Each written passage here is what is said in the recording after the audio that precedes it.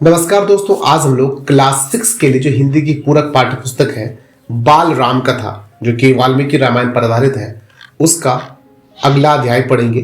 पहले हमने अवधपुरी में राम, जंगल और जनकपुर, दो वरदान, ये तीनों पढ़ लिए थे। आज पढ़ेंगे राम का वन गमन। तो हो जाइए तैयार राम का वन गमन पढ़ने के लिए पेज नंबर 20 से। आइए करते हैं शुरू। तो आ गया राम का वन गमन। चलिए करते हैं इसको पढ़ना शुरू। तो पहले हम लोग पढ़ चुके हैं कि राजा दशरथ से वरदान मांगा गया क्या के द्वारा कि राम को वनवास भेज दिया जाए और राजा भरत को राजा बना दिया जाए है? दो वरदान थे। तो वैसे करते हैं हम लोग शुरू। को भवन के घटनाक्रम की जानकारी बाहर किसी को नहीं थी। को भवन में थे दोनों, जहां पर कई क्या थी, बहुत उदास थी। अब क्या हो गया, राजा का जब वरदान बता दिए उनको तो राजा की हालत खराब हो गई है पूरा, ठीक है। लेकिन ये जानकारी किसी को बाहर थी नहीं कि कोप भवन में हो क्या रहा था। यद्यपि सभी सारी रात जागे थे, कई अपनी जिद पर अड़ी थी। राजा दशरथ उन्हें समझाते हुए, नगरवासी राज्याभिषेक की तैयारी करते हुए, गुरु वशिष्ठ की आंखों में भी नींद नहीं थी। आखिर राम का राज्याभिषेक था। दिन चढ़ते के साथ चहल पहल और बढ़ गई। हर व्यक्ति शुभ घड़ी की प्रतीक्षा में। पूरा मतलब पूरे राज्य में क्या था, उत्सव का माहौल हो गया था, ऐसे समझिए। महामंत्री सुमंत्र कुछ असहज थे, असहज जो अच्छा महसूस नहीं कर रहे थे। महर्षि के पास आए तो उन्होंने महाराज के बारे में चर्चा की। पिछली शाम से किसी ने महाराज को नहीं देखा था। कुछ लोगों के लिए इसका कारण आयोजन की व्यस्तता थी। बहुत लोगों को लगा व्यस्त होंगे किसी काम में वहां, इसलिए नहीं दिखे। महर्षि ने सुमंत्र को राजभवन भेजा। समय तेजी से बीत रहा था। शुभ घड़ी निकट आ रही थी। सारी तैयारियां हो चुकी थी, केवल महाराज का आना शेष था। सुमंत्र तत्काल राजभवन पहुंचे। कैकेयी के महल की सीढ़ियां चढ़ते हुए सुमंत्र को एक अनजान डर ने घेर लिया।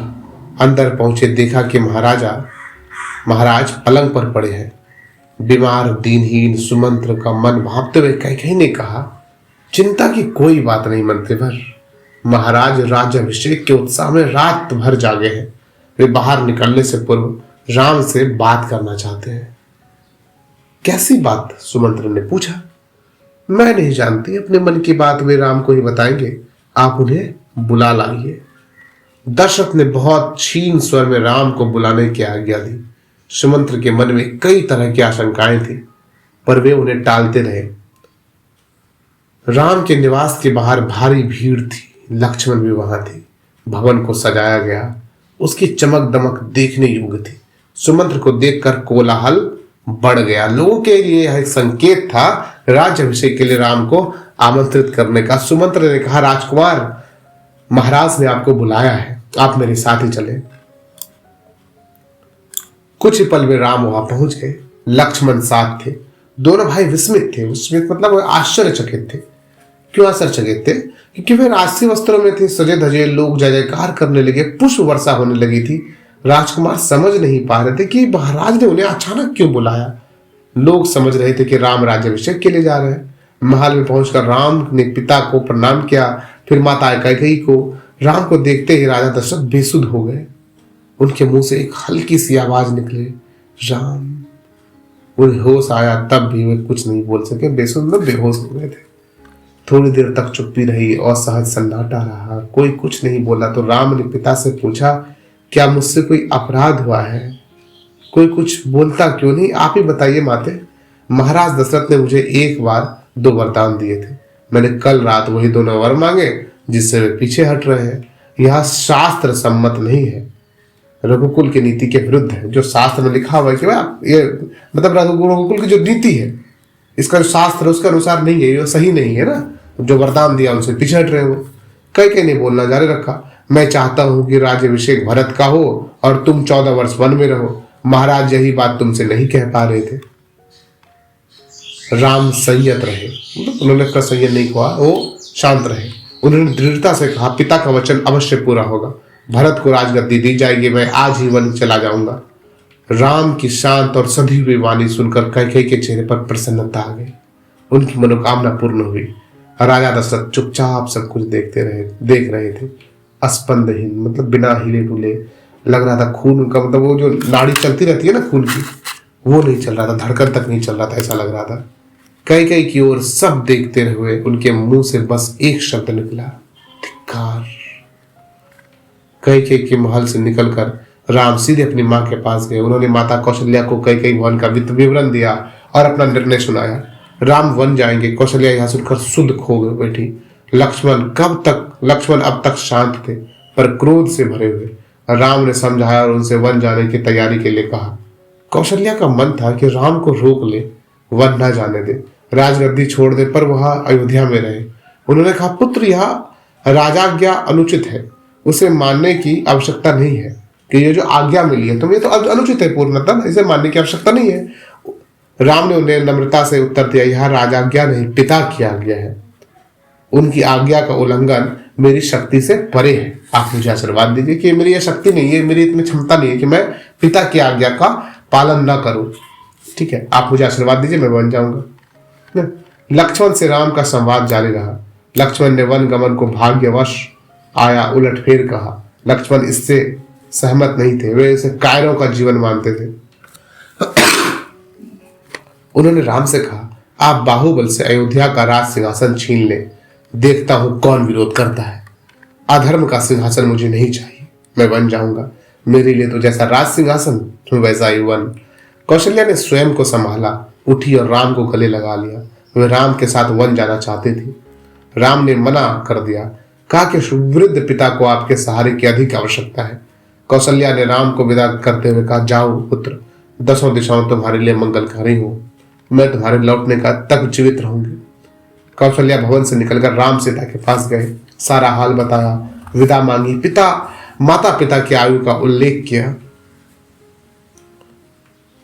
उनकी सेवा करने का आग्रह किया। कहा, प्रिय, तुम निराश मत होना, 14 वर्ष के बाद हम फिर मिलेंगे। राम के वन गमन का समाचार तब तक सीता के पास नहीं पहुंचा था। राम को देखकर कुछ आशंका हुई।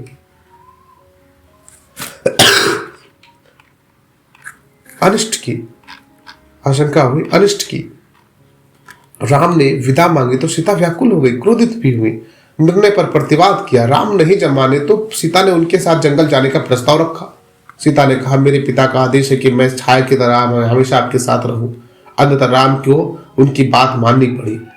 तभी लक्ष्मण भी वहां आ गए, वह भी साथ जाने को तैयार थे। राम ने उन्हें इसकी स्वीकृति दे दी, शीघ्र तैयारी करने को कहा। राम चाहते थे कि सीता वन में न जाए, अयोध्या में रहे, वे इसकी अनुमति दे चुके थे। फिर भी उन्होंने एक और प्रयास किया। बोला, सीते, वन का जीवन बहुत कठिन है, न रहने का ठीक स्थान, न भोजन का ठिकाना, कठिनाइयां कदम कदम पर। तुम महलों में पली हो, ऐसा जीवन कैसे जी सकोगी? सीता ने उत्तर नहीं दिया, मुस्कुरा दी। उन्हें पता था कि राम अपने दिए गए वचन से पलट नहीं सकते। राम वन जा रहे थे, यह समाचार पूरे नगर में फैल चुका था। नगरवासी दशरथ और कई को धिक्कार रहे थे। कुछ देर पहले तक जहां उत्सव की तैयारियां थी, वहां उदासी ने घर कर लिया। सड़कें गीली थीं लोगों के आंसुओं से। सबकी इच्छा थी कि राम सीता वन न जाए। वे उन्हें रोकना चाहते थे पर बेबस थे। राम, सीता और लक्ष्मण जंगल जाने से पहले पिता का आशीर्वाद लेने गए। महाराज दशरथ दर्द से कराह रहे थे। तीनों रानियां वहीं थी, मंत्री आसपास थे। मंत्रीगण रानी कई को अब भी समझा रहे थे, शुद्ध थे, पर तर्क का साथ नहीं छोड़ना चाहते थे। ज्ञान, दर्शन, नीति, रीति, परंपरा सबका हवाला दिया, कई अड़ी रही। राम ने कक्ष में प्रवेश किया, दशरथ में जीवन का संचार हुआ। वे उठकर बैठ गए। उन्होंने कहा, पुत्र, मेरी मति मारी गई है, मैं वचनबद्ध हूं, ऐसा निर्णय करने के लिए विवश हूं, पर तुम्हारे ऊपर कोई बंधन नहीं है। तुम मुझे बंदी बना लो और राज संभालो, यह राज सिंहासन तुम्हारा है, केवल तुम्हारा। पिता के वचनों ने राम को झकझोर दिया। वे दुखी हो गए, पर उन्होंने नीति का साथ नहीं छोड़ा। आंतरिक पीड़ा आपको ऐसा कहने पर विवश कर रही है। मुझे राज्य का लोभ नहीं है, मैं ऐसा नहीं कर सकता। आप मुझे आशीर्वाद देकर विदा करें। विदाई का दुख सहन करना कठिन है, इसे और ना बढ़ाएं। इसी बीच रानी कैकेयी ने राम, लक्ष्मण और सीता को वल्कल वस्त्र दिए। राम ने राजसी वस्त्र उतार दिए। वल्कल वस्त्र बहुत ही सिंपल सा वस्त्र दिया, साधु का वस्त्र। ठीक है, तपस्वी के वस्त्र पहने। सीता को तपस्विनी के वेश में देखना सबसे अधिक दुखदायी था। महर्षि वशिष्ठ अब तक शांत थे, उन्हें क्रोध आ गया। उन्होंने कहा, सीता वन जाएगी तो सब अयोध्यावासी उसके साथ जाएंगे। भरत सुन अयोध्या पर राज करेंगे, यहाँ कोई नहीं होगा, पशु पक्षी भी नहीं। एक बार फिर राम ने सबसे अनुमति मांगी। आगे आगे राम, उसके पीछे सीता, उनके पीछे लक्ष्मण, महल के ठीक बाहर मंत्री सुमंत्र रथ लेकर खड़े थे। रथ पर चढ़कर राम ने कहा, महामंत्री रथ तेज चलाए। नगरवासी रथ के पीछे दौड़े। राजा दशरथ और माता कौशल्या भी पीछे पीछे गए। सब रो रहे थे, सबकी आंखों में आंसू थे। पुरुष, महिलाएं, बूढ़े, जवान, बच्चे मीलों तक नंगे पांव दौड़ते रहे। राम यह दृश्य देखकर विचलित हो गए, भावुक भी। उनसे यह देखा नहीं जा रहा था। उन्होंने सुमंत्र से रथ को और गति से हाँकने को कहा ताकि लोग हार जाएं, थक कर पीछे छूट जाएं, घर लौट जाएं। राजा दशरथ लगातार रथ की दिशा में नजरें गड़ाए रहे, खड़े रहे जब तक रथ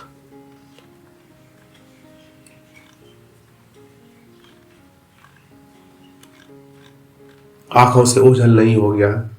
रथ दिखना बंद हुआ तो वे धरती पर गिर पड़े। रथ दिन भर दौड़ता रहा। वन अभी दूर था। तमसा नदी के तट तक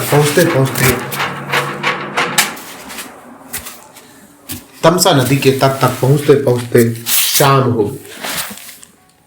वनवासियों ने रात वहीं बिताई। अगली सुबह वे दक्षिण दिशा की ओर चले।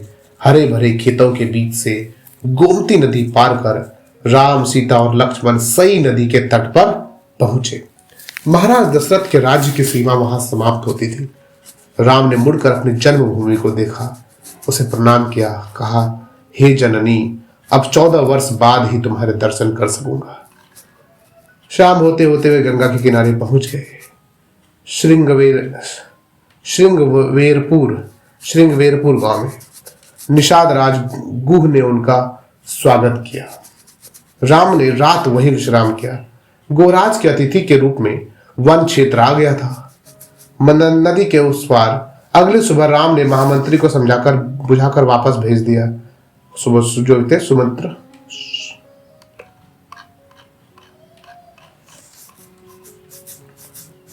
जो सुमंत्र के महामंत्री थे, उनको समझा बुझाकर क्या कर दिया, वापस भेज दिया।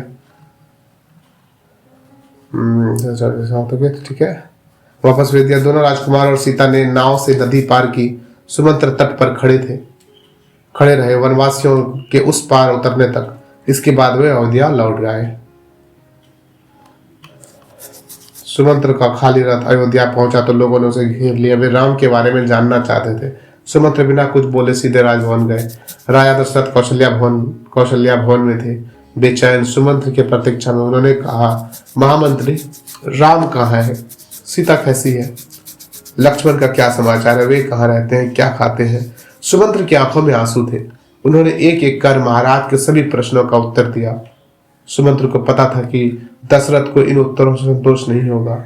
महाराज की बेचैनी बनी रही, बढ़ती गई। वन गमन के 6ठे दिन दशरथ ने प्राण त्याग दिए। राम का वियोग उनसे सहा नहीं गया। दूसरे दिन महर्षि वशिष्ठ ने मंत्री परिषद से चर्चा की। सबकी राय थी कि राजगद्दी खाली नहीं रहनी चाहिए। तय हुआ कि भरत को तत्काल अयोध्या बुलाया जाए। घुड़सवार दूत रवाना किए गए, इस निर्देश के साथ कि उन्हें अयोध्या की घटनाओं के संबंध में मौन रहना है, मतलब कुछ नहीं बताना है अभी। ठीक है, आगे हम लोग पढ़ेंगे अगले वीडियो में। यहाँ तक हम लोगों ने पढ़ा कि कितना दुख हुआ जब राम वन चले गए और इसके कारण से महाराज दशरथ ने प्राण भी त्याग दी। और अब भरत को बुलाने की तैयारी चल गई कि उनको बुलाया जाए अपने ननिहाल से बिना कुछ अयोध्या के बारे में बताए हुए। आगे पढ़ेंगे हम लोग अगले वीडियो में। नमस्कार।